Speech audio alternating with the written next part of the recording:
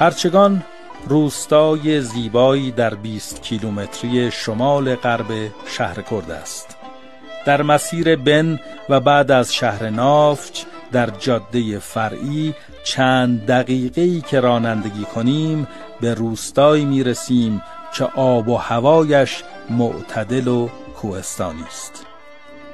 شغل اکثر مردم این روستا کشاورزی و دامداری است.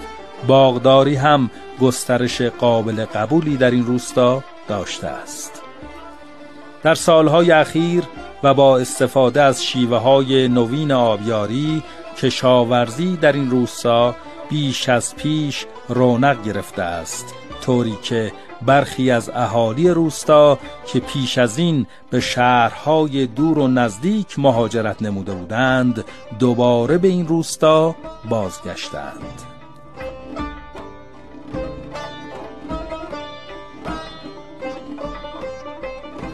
اما چرا هرچگان؟ روایت‌ها در این خصوص فراوان است. میگویند در گذشته‌های دور این روستا را قزلجه مینامیدند. به هر حال امروز هرچگانش مینامند که دلیل آن چشمه‌های فراوانی است که در روستا و اطراف آن وجود داشته است. هرچگان در زبان ترکی به معنای هزار چشمه است. به زبان ترکی اینجا هرچه خون بوده. هرچه خونم به معنای اینکه کسایی که آلوده به گناهی می شدن، خونی ریخته می شد، فرار می کردن از محله خودشون، به این روستا می اومدن، اینجا در تأمین بودن. کسی جرأت این که بیاد اینجا و این باباها رو بگیرن و ببرن نداشتن و اینجا آسودگی زندگی میکردن. به این خاطر و بعدها چون زبان فارسی به زبان ترکی مخلوط شد، هرچه خون به نام هرچگان دیگه خونده شد. سخن از زبان ترکی پیش آمد. باید بگوییم که ساکنان این روستا به زبان ترکی قشقایی سخن میگویند.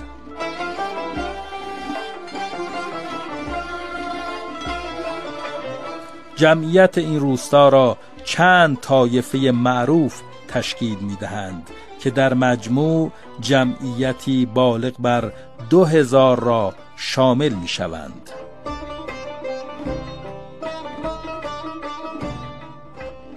روستای هرچگان در بخش مرکزی شهرستان شهر کرد در فاصله 20 کیلومتری مرکز استان واقع شده و از سال 1382 دهیاری روستای هرچگان تأسیس شده. خب از سال 82 تا سال 86 شخصی به نام آقای ابراهیم کیانی دهیار روستا بود. از سال 86 افتخار خدمت رسانی روستا به بنده حقیر واگذار شد و از سال 86 من دهیار روستای هرچگان هستم.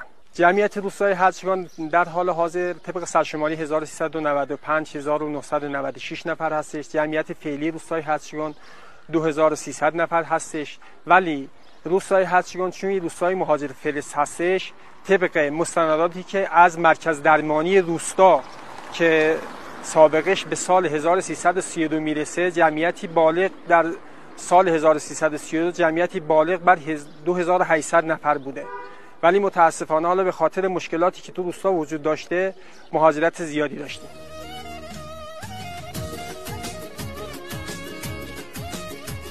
قنات تاج آباد، مسجد جامع، قلعه تاریخی، محله قدیمی قزلجه از نشانه‌های قدمت زیاد روستای هرچگان به شمار می‌آیند.